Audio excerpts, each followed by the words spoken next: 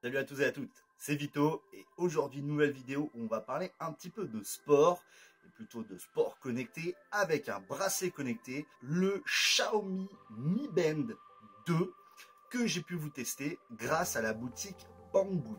Je rappelle que Banggood m'envoie le produit pour que je puisse le tester et faire une review honnête. Encore une fois, je garde mon franc-parler et si c'est de la merde, je vous le dirai.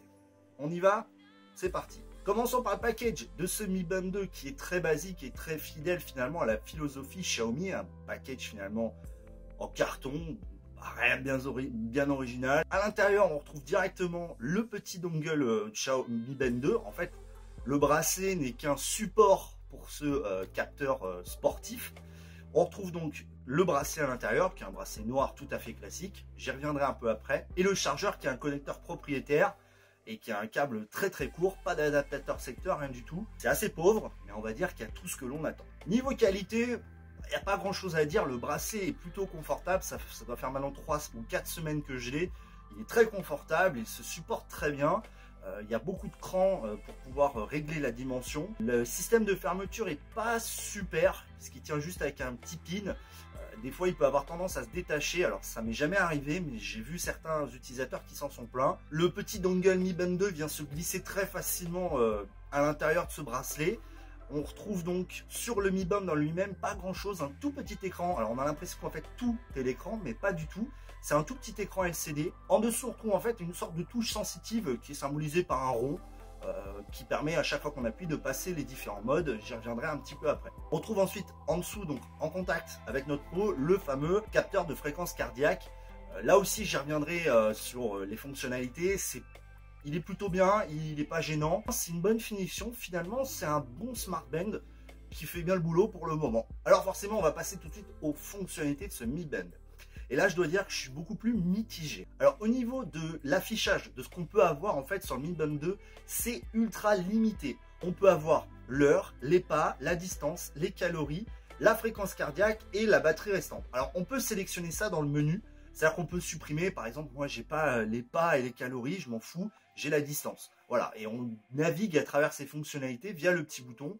C'est intuitif, hein, ça fait bien le boulot. Je viens tout de suite au capteur de fréquence cardiaque qui là, je vais pas le cacher, c'est un petit peu la déception et la douche froide, puisqu'en fait il n'est pas vraiment actif. C'est-à-dire qu'au quotidien, en fait, comparé à certains produits vraiment sportifs qui fonctionnent, le capteur fonctionne en permanence, c'est-à-dire qu'il va prendre à des instants donnés votre fréquence cardiaque. Là, ça n'est pas le cas. Il le prend la nuit quand vous utilisez le monitoring de sommeil. Donc là, il va prendre de temps en temps votre fréquence cardiaque et quand vous lancez une activité sportive. Mais en dehors de ça, eh bien, il faut tout simplement aller sur votre Mi Band, aller chercher le menu capteur de fréquence cardiaque et là, vous pourrez mesurer votre fréquence cardiaque. Donc, c'est pas incroyable, c'est un petit peu dommage. Au niveau du comptage de pas, il est précis, ça, il n'y a rien à dire. On est vraiment à une très très bonne précision.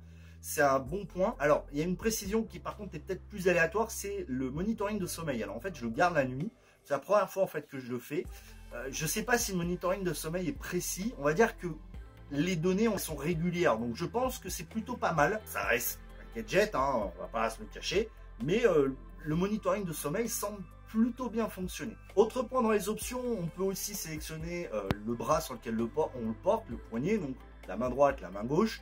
Ça, c'est un bon point. On a aussi le soulevé du poignet pour voir l'heure, c'est-à-dire qu'on va venir faire ça et ça va afficher l'heure. Alors là, j'ai été surpris, il est vraiment efficace. On a aussi une fonction qui permet en fait, avec un mouvement du poignet de rotation, de passer les fonctionnalités, c'est-à-dire de passer de l'heure à la fréquence cardiaque, etc.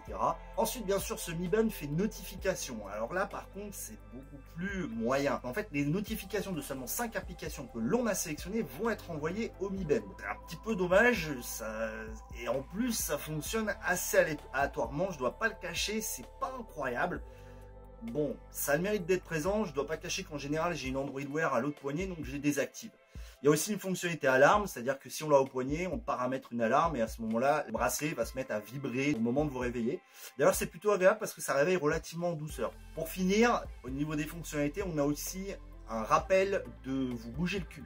C'est-à-dire que si vous êtes resté trop longtemps inactif, et ben le machin va se mettre à vibrer. Très chiant et je l'ai désactivé rapidement. Globalement, au niveau des fonctionnalités, ce Mi Band fait des trucs.